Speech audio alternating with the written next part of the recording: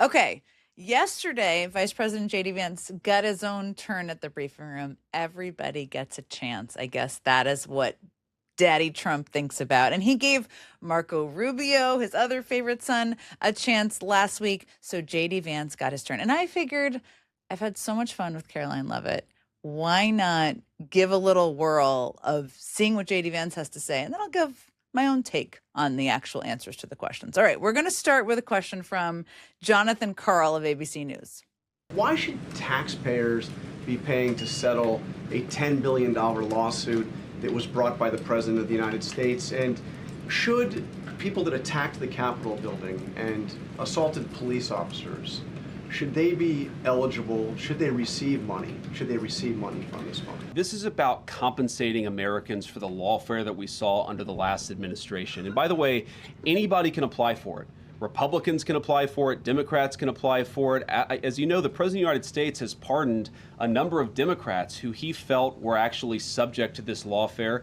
I mean, if Hunter Biden wants to apply for this particular fund, he is welcome to. It's going to go through a normal process where we vet everything, where we try to identify whether people's claims are actually legitimate. But here's the question. You say, why should taxpayers fund this? Whenever the United States government incurs legal expenses, it pays out those legal expenses. When it's settling a lawsuit, it pays out money to settle that lawsuit. And the question is a dollar of this money going to the Trump administration? No. Is a dollar of this money going to Donald Trump personally? No. Is a dollar of this money going to Donald Trump's family? No. First of all, of course it is going to benefit Trump.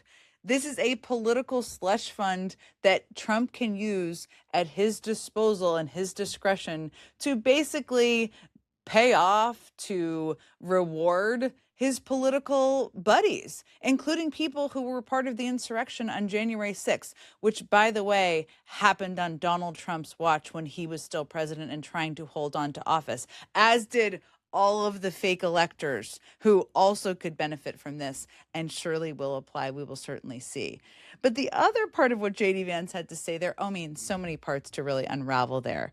First of all, lawfare, that's what we're referring to this as. These are, again, people who went through a court of law, who were convicted, and then they were pardoned by Trump. And now he's sending out a bat signal, you can apply for this funding. And by the way, I'm going to have a committee of 5 people, but I can decide who they are. And also I can fire them at any point in time. And there's also no evidence at this point that we, the public, are going to have any information about who gets paid what and when they get paid and how much they get paid.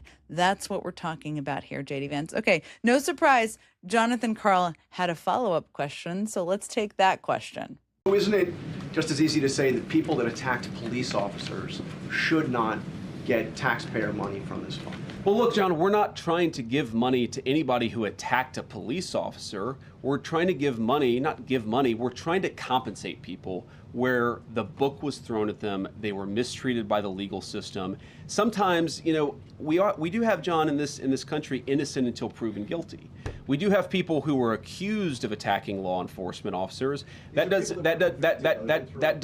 doesn't mean that we're going to completely ignore some of the claims that they're going to make. We're going to evaluate these things on a case-by-case basis. And if we think that somebody, whatever they were accused of, if we think that somebody was unfairly prosecuted and deserves just compensation, then that's what this fund is going to exist to provide. Okay, let's just go back to the original question here, because I'm going to start there. The original question from Jonathan Karl was, isn't it just as easy to say that people that attacked police officers should not get taxpayer money from this fund? The answer there should be yes. No, they should not get money from this taxpayer fund or any money from taxpayers. That is a very easy question. This is the Law and Order Party. JD Vance is the vice president and one of the leaders, supposedly, of the party. That is an easy question, should be an easy answer. Also, many of the people they're talking about here, people who marched on the Capitol, were convicted. Innocent until proven guilty. You went through the whole legal process and you were convicted and Donald Trump pardoned you. That's not what we're talking about here. Anyway, okay, let's go on to the next one because there were a lot of good questions in this briefing and there's many to address. Let's go to one from Caitlin Collins. This is a different topic, but still an important one to talk about. You last week denied that the president said he was not taking Americans' financial situations into consideration when he's making decisions on the Iran war. He was asked about that again. He stood by it, called it a perfect statement, and said he would make it again. Do you believe that Americans' financial situations should be taken into consideration when you're making decisions as an administration about the war? What I said is that a question that was asked where the president allegedly said that he didn't care about Americans' financial situations, he never said that. What he said is that when it was totally taken out of context. Okay. It wasn't allegedly, it was on camera. Let's just roll the tape for this one and wish they had this in the briefing room because Caitlin Collins could have used it if they had it. Okay, let's play the tape of what Trump said.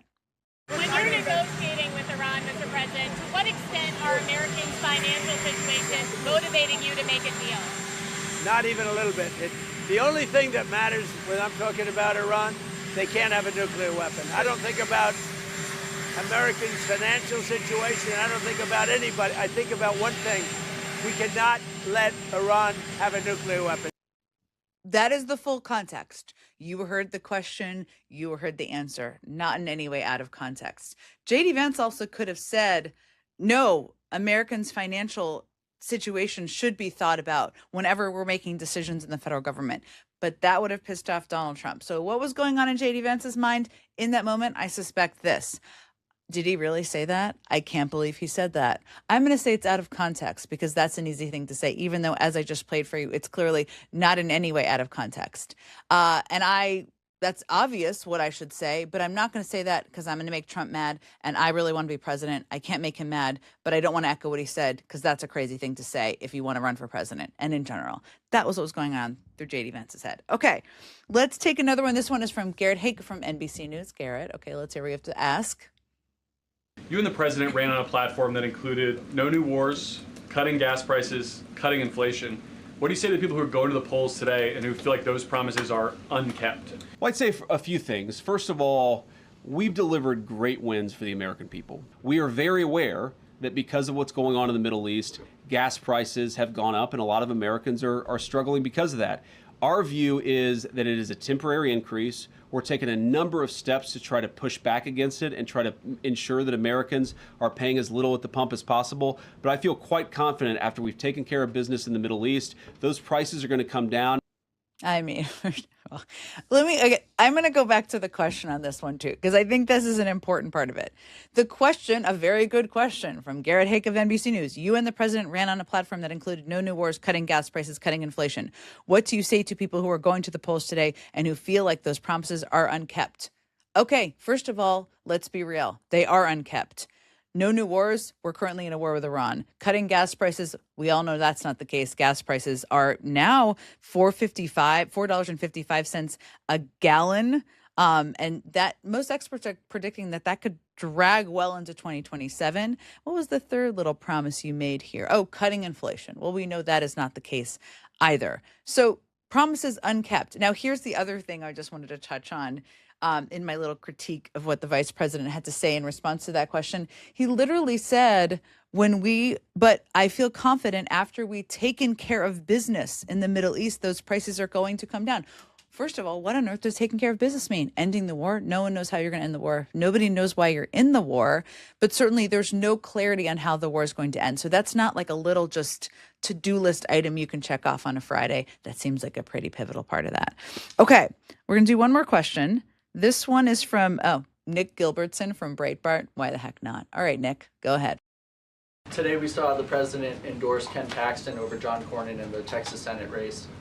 Do you think that sends a message going forward for the next cycle to senators, considering running for re-election or any MAGA-aligned potential candidates that are considering challenging them? I've known John Cornyn for a long time, but unfortunately, when it really counted, Ken Paxton was there for the country, was there for the president, and that's why he ultimately earned the president's endorsement. He thinks he's going to be a better senator, thinks he's going to make a better candidate, and so I do think it sends a message, but really not just the endorsement. And I think one of the things we've seen in the Republican Party, while I can't say that all of our representatives are perfect or all of our senators are perfect, we have seen a much better crop of talent come into Washington since Donald Trump has been the leader of the party and the leader of the movement.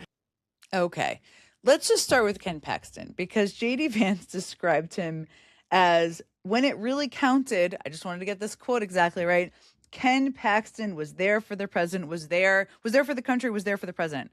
Okay, in case you're not familiar with Ken Paxton, and you probably are familiar with Ken Paxton, just a couple of things from his kind of rap sheet here. In 2015, he was indicted over accusations of defrauding investors. He pleaded not guilty. In 2024, he struck a deal with prosecutors where he agreed to pay almost $300,000 in restitution and complete 100 hours of community service in exchange for the charges being dropped. In 2020, well, the case played out. He was accused by members of his senior staff of taking bribes from a real estate developer and abusing his office. Paxton ended up firing 4 of the whistleblowers. I could just literally go on. I mean, his wife also divorced him on biblical grounds, as she described it, and accused him of adultery. Lots of things to say about Ken Paxton, maybe one of the most corrupt people on the ballot this November, but he was there for the country. I don't even know what that means. Now, there's also John Cornyn. And that is a sad state of things. John Cornyn, not a great year for him for a million reasons, including this is not a pro-Washington establishment year. That guy's incredibly pro-Washington. But you know what else he's very much been? Very pro-Trump. I mean, he literally read Trump's book on social media in hopes, I guess, of having the president see him. He has voted with him an overwhelming majority of the time. Even after he didn't endorse him, he posted on X basically kissing up to Trump. He has embraced and hugged the man and done everything he's asked him to do. So what message does it send to Republicans? Just to go back to the original question, surprisingly a good one from Breitbart, I will say. It basically says loyalty. You say it's loyalty. That's what Trump argued it was in the Massey race. It's clearly not, because if you look at John Cornyn, few people have been as loyal to Trump who have been in positions of power as John Cornyn, and it didn't matter. Why? Well, I don't know. I would guess that maybe Trump thinks Ken Paxton may win the primary. Maybe he thinks his core base, the only people who really he cares about, like Paxton better. Both of them are possibilities. But John Cornyn's loyalty basically got him nothing. So there's a little take on JD Vance's briefing that happened. Yesterday, Vice President JD Vance took his turn at the White House briefing room podium following Secretary of State Marco Rubio's appearance the previous week. The session produced several noteworthy exchanges worth examining closely. ABC News correspondent Jonathan Karl opened with a sharp question about a proposed federal fund to compensate individuals who claimed they were unfairly prosecuted under the previous administration. Karl pressed Vance on whether taxpayers should foot the bill and whether individuals convicted of assaulting Capitol Police officers on January 6th would be eligible to receive payments. Vance defended the fund by arguing it exists to address what he characterized as politically motivated prosecutions, adding that the application process would be open to anyone and subject to a vetting process. He emphasized that no money would flow directly to the Trump family. Critics, however, have raised legitimate concerns about transparency, pointing out that there appears to be no public mechanism for disclosing who receives payments, in what amounts, or under what criteria. The oversight structure also raises questions, given that the president retains authority over committee appointments. Karl followed up by asking whether it would simply be easier to declare that anyone convicted of attacking a police officer would be automatically ineligible. Vance declined to draw that clear line, instead saying each case would be evaluated individually. A separate exchange with CNN's Caitlin Collins focused on remarks President Trump made regarding Iran negotiations. When asked whether Americans' financial circumstances factor into those decisions, Trump had stated plainly and on camera that they do not, describing his singular focus as preventing Iran from obtaining a nuclear weapon. Vance responded by suggesting the comment had been taken out of context, a characterization that is difficult to reconcile with the straightforward nature of the recorded exchange. The moment illustrated the difficult position senior officials sometimes find themselves in when asked to defend or interpret statements that speak clearly for themselves. NBC News correspondent Garrett Huck raised the question of campaign promises, specifically the pledges of no new military engagements, lower gas prices, and reduced inflation. With gas prices currently averaging around $4.55 per gallon and projections suggesting elevated prices could persist well into next year, Vance acknowledged the increases while framing them as temporary.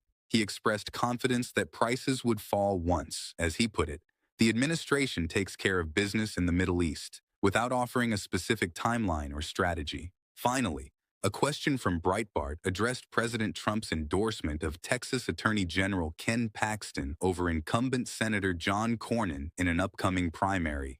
Vance praised Paxton's loyalty and support for the administration. The endorsement surprised some political observers, given that Cornyn has maintained a consistently supportive voting record aligned with the administration's priorities. The decision appears to signal that proximity to the president's inner circle and public demonstrations of personal loyalty may carry more weight than legislative alignment when it comes to earning the administration's backing heading into the next election cycle.